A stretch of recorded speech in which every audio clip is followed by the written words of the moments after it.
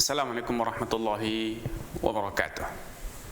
Innal hamdalillah nahmaduhu wa nasta'inuhu wa nastaghfiruh wa na'udzu billahi min syururi anfusina wa sayyiati a'malina. May yahdihillahu fala mudilla lahu wa may yudlil fala hadiya lahu.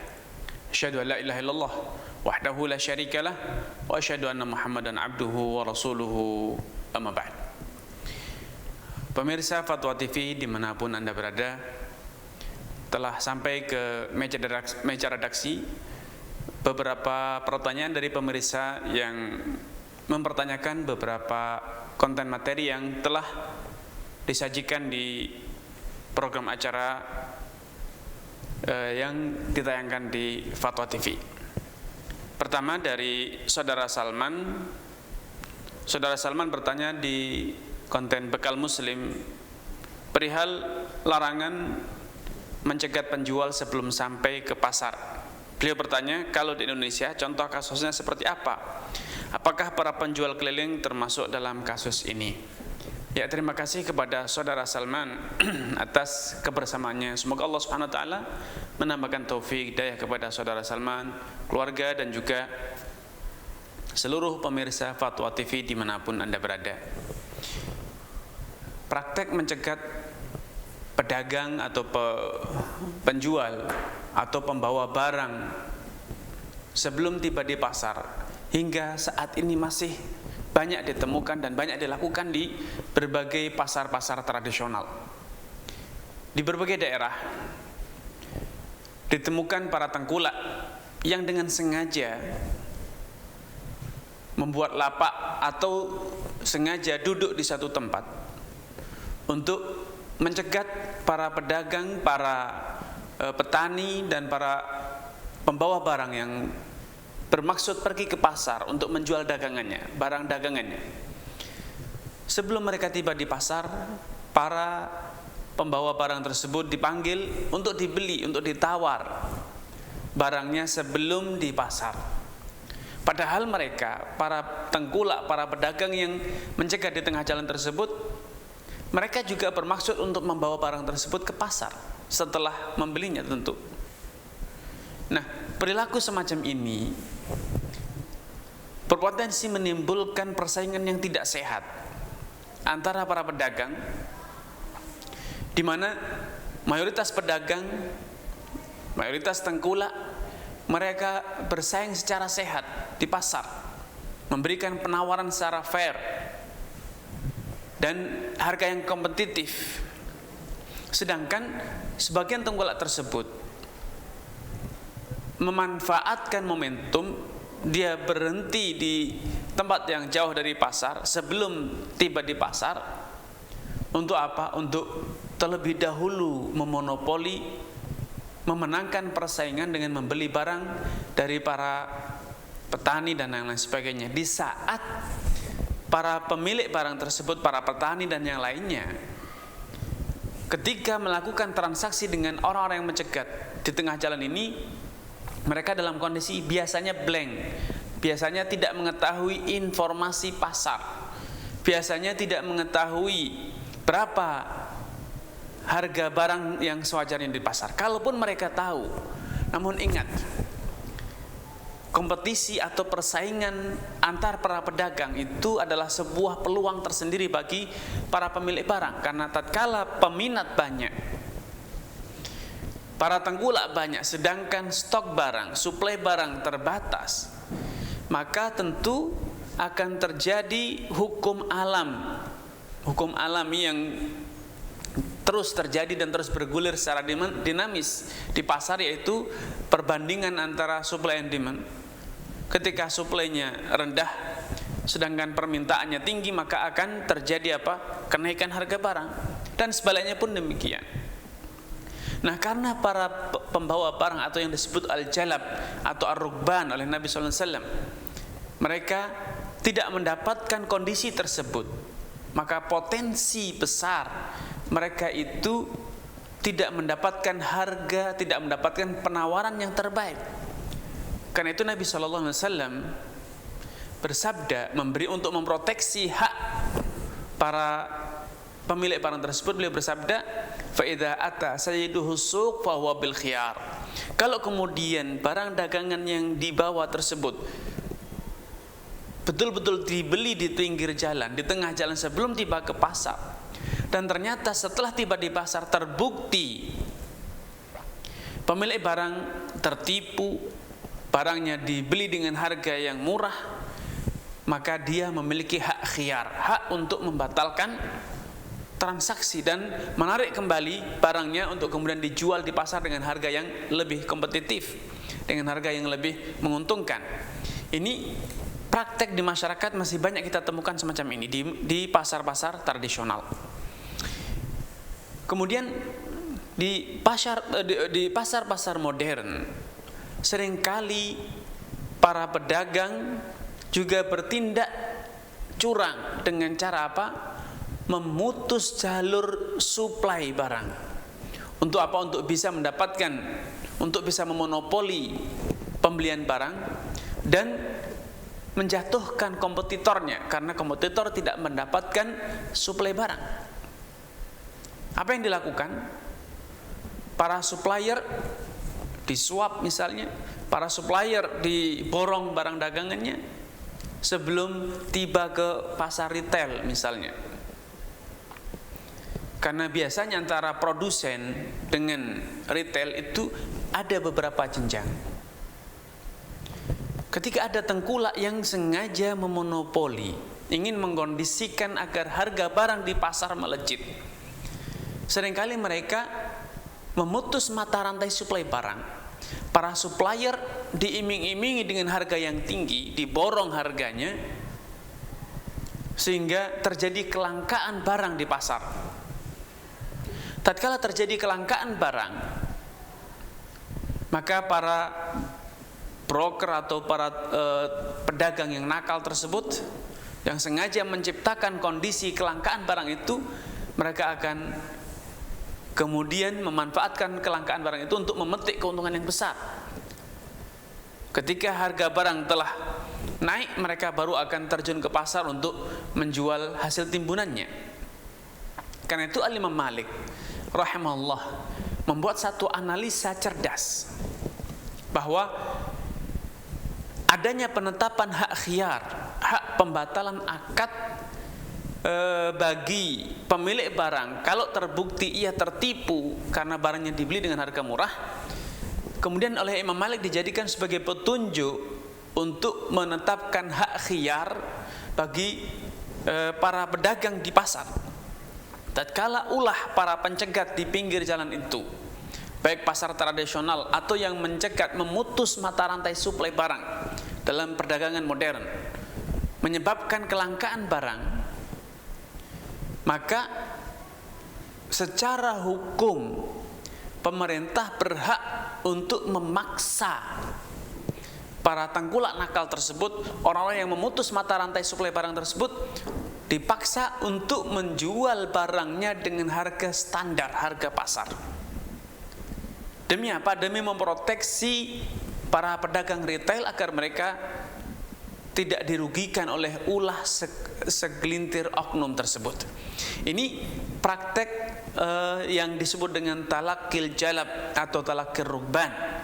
Adapun pedagang keliling yang sengaja memang dia berkeliling-keliling dengan kendaraannya, dengan motornya, dengan mobilnya, berjualan secara retail, ya, eceran di perumahan-perumahan, di kampung-kampung, maka mereka tidak disebut dengan talakil jalab karena memang mereka tidak memiliki pasar.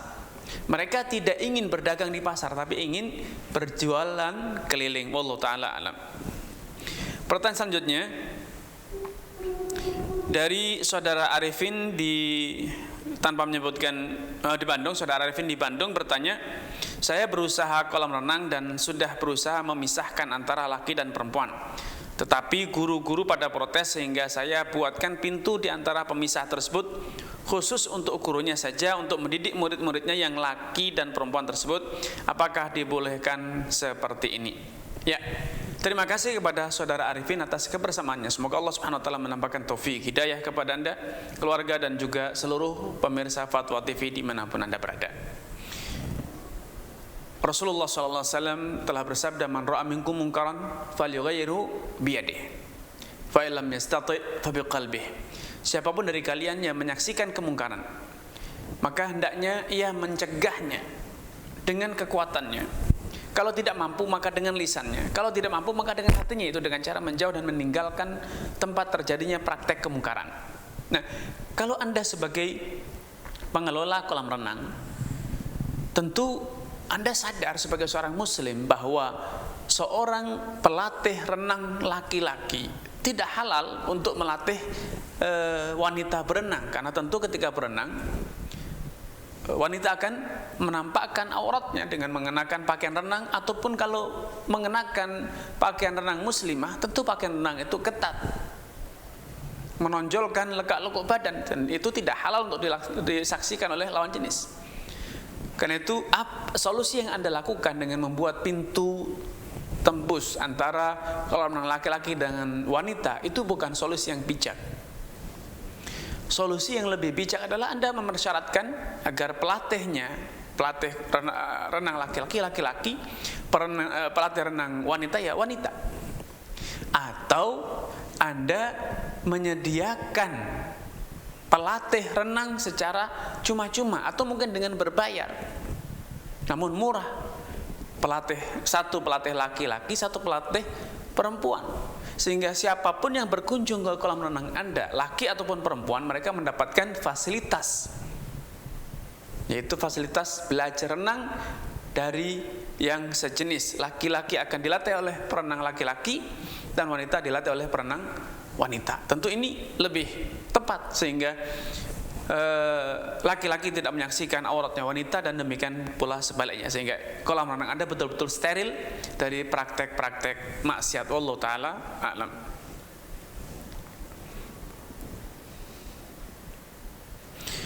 Pertanyaan selanjutnya dari saudari Maria Ulfa bertanya, ada penjual ayam kampung setiap hari tentu pergi berjualan ke pasar.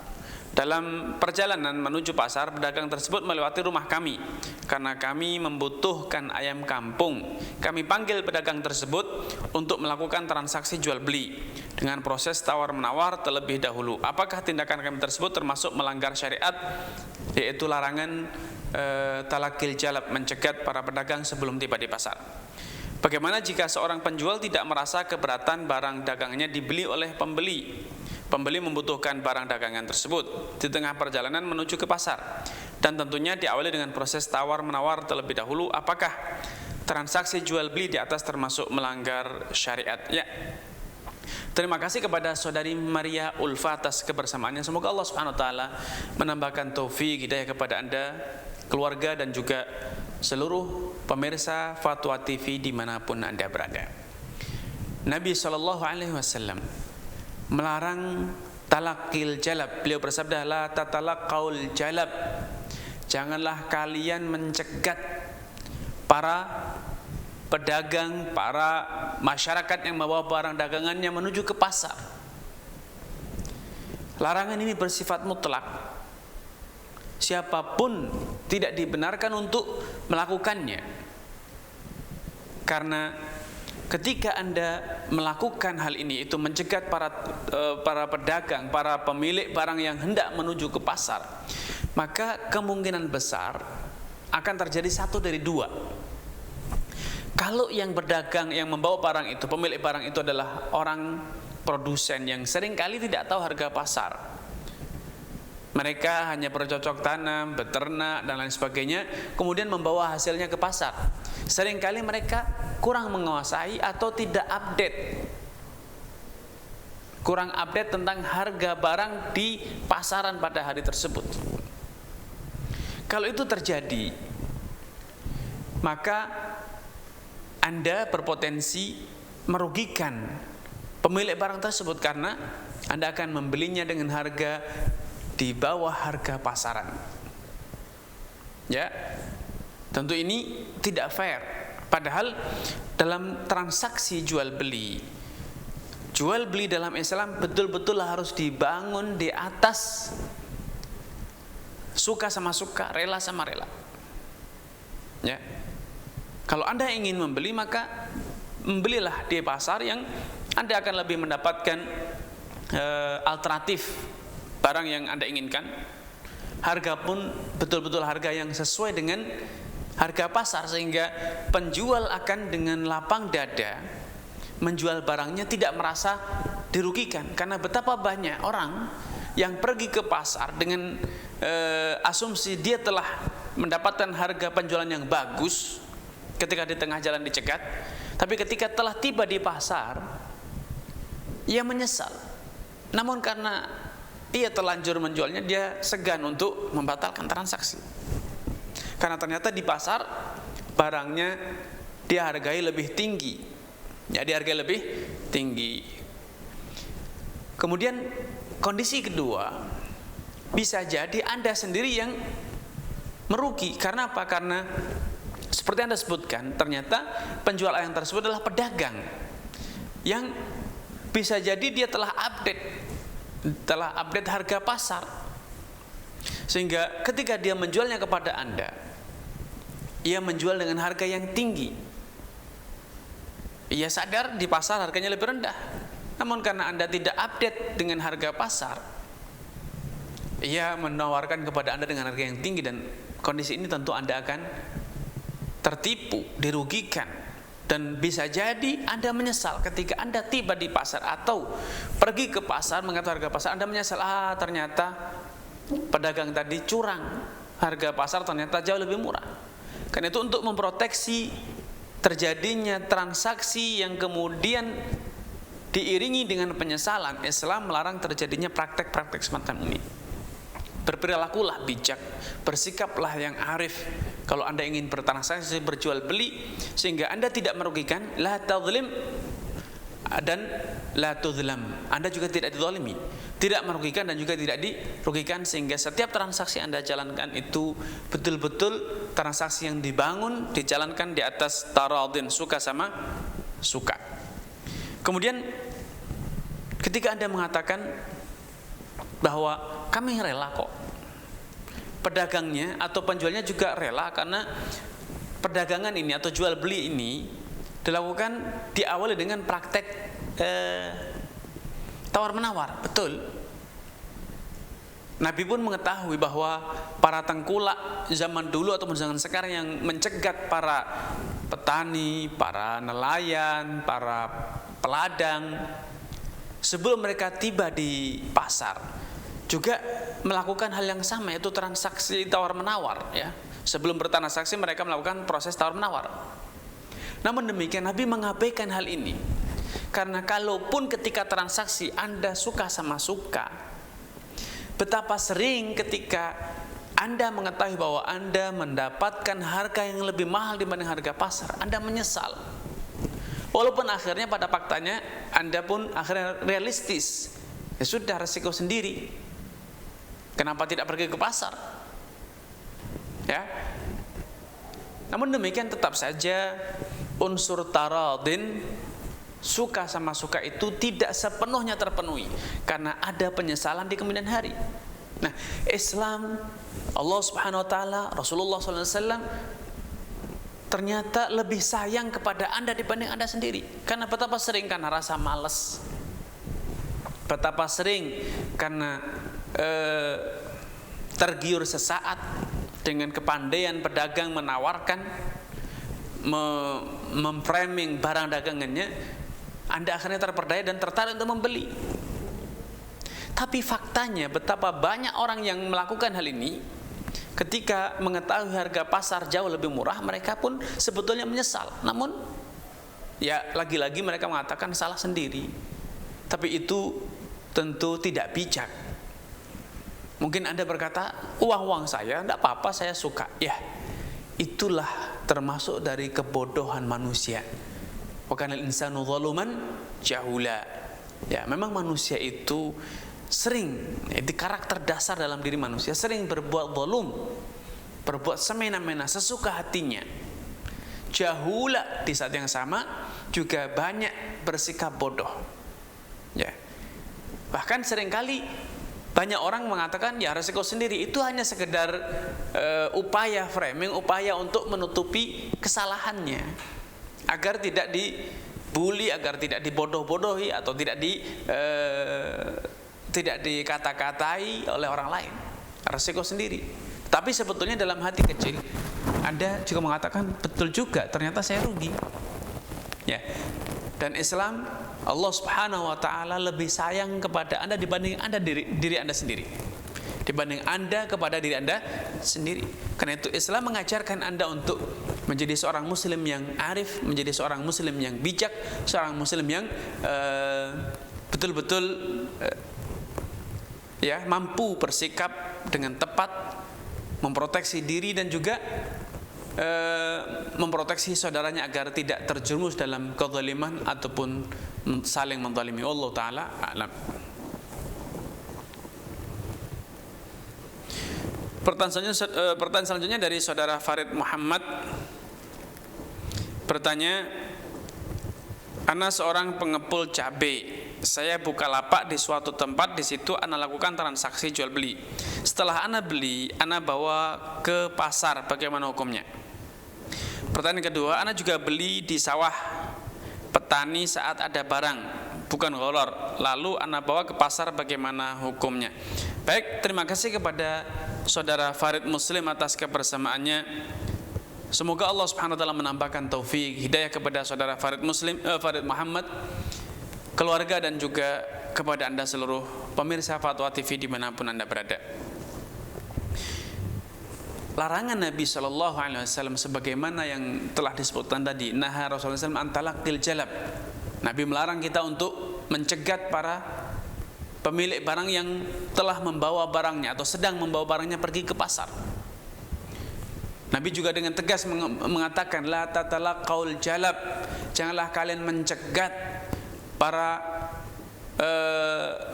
pemilik barang yang mereka itu membawa atau sedang membawa barangnya menuju ke pasar. Sehingga larangannya itu adalah larangan kita berhenti, berdiri atau duduk mencegat para pemilik barang yang sedang menuju ke pasar. Adapun bila Anda membuka toko di rumah atau memiliki kios di suatu tempat, memang Anda bertempat tinggal di situ, itulah tempat usaha Anda, dan kemudian para pemilik barang sengaja memang datang ke rumah Anda, bukan Anda yang mencegat. Mereka yang datang ke tempat Anda dikenal sebagai pengepul, maka ini tidak termasuk sebagai talaqil jalab, mencegat. Karena yang dimaksud itu betul-betul orang yang sedang dari rumahnya memang sengaja ingin pergi ke pasar, namun Anda hentikan di tengah jalan. Tapi ketika orang itu dengan sengaja memang menuju ke tempat usaha Anda, ke rumah Anda, ke toko Anda, maka itu bukan mencegat. Itu tidak mencegat, tapi mereka yang datang kepada Anda, maka Anda tidak termasuk dalam larangan tersebut. Ya. Kemudian yang kedua, ketika Anda bahkan sengaja datang ke kampung, ke ladang petani mencari barang, Anda membeli barang dari produsennya, dari petaninya, pengrajinnya, maka ini justru satu sikap yang diberkahi. Dalam satu riwayat, walaupun riwayatnya lemah, al-muhtakiru khati' wal jalibu mabruk. Seorang muhtakir, orang yang memonopoli itu, dia telah berlaku dosa. Sedangkan al-jalib, orang yang datang ke kampung-kampung untuk mengepul barang, mengumpulkan barang dagangan, kemudian dibawa ke kota, dibawa ke pasar, maka mereka itu orang yang mendapatkan keberkahan. Hadis ini secara tinjauan sangat lemah, namun secara makna memiliki arti yang benar, karena kehadiran para tengkulak yang door to door, datang ke tempatnya para petani, datang ke tempatnya para produsen, para peternak, mereka itu membawa manfaat, mereka menjadi mata rantai ekonomi yang sangat produktif, ya, karena dengan kehadiran mereka antara produsen, para petani, peternak dengan konsumen itu tercipta hubungan, ya, terjadi jembatan yang dinamis.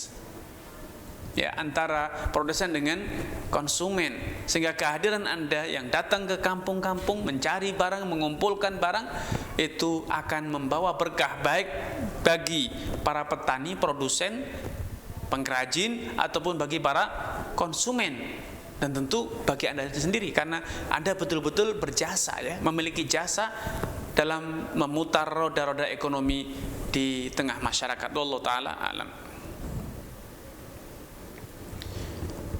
Pertanyaan selanjutnya dari Abu Saifur Rahman.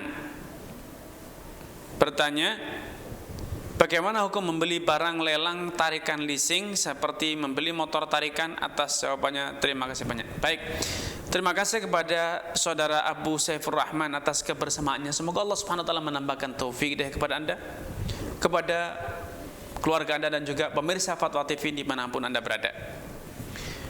Barang leasing yang ditarik itu berarti barang yang sudah kreditnya macet atau kredit macet dari para konsumen. Dan biasanya dalam perjanjian akad leasing pembiayaan ada klausul bahwa konsumen ketika mengalami gagal bayar dalam hitungan sekian kali, dalam hitungan sekian bulan berturut-turut, maka dinyatakan akadnya batal, atau penjual menarik kembali barang tersebut, ya, dengan komitmen yang dijelaskan dalam perjanjian akad. Sehingga ketika perusahaan leasing atau PT leasing, baik itu atas nama bank ataupun pembiayaan atau yang lainnya, koperasi, menarik kembali barang tersebut, penarikan ini berdasarkan kesepakatan dengan pembeli, sehingga penarikan ini secara hukum sah, ya. Dan karena itu sah, maka Anda boleh membeli barang tersebut dari leasing ataupun dari finance ataupun dari koperasi atau dari bank, karena Anda membeli secara legal, asalkan catatannya Anda tidak menggunakan skema pembiayaan yang berbunga.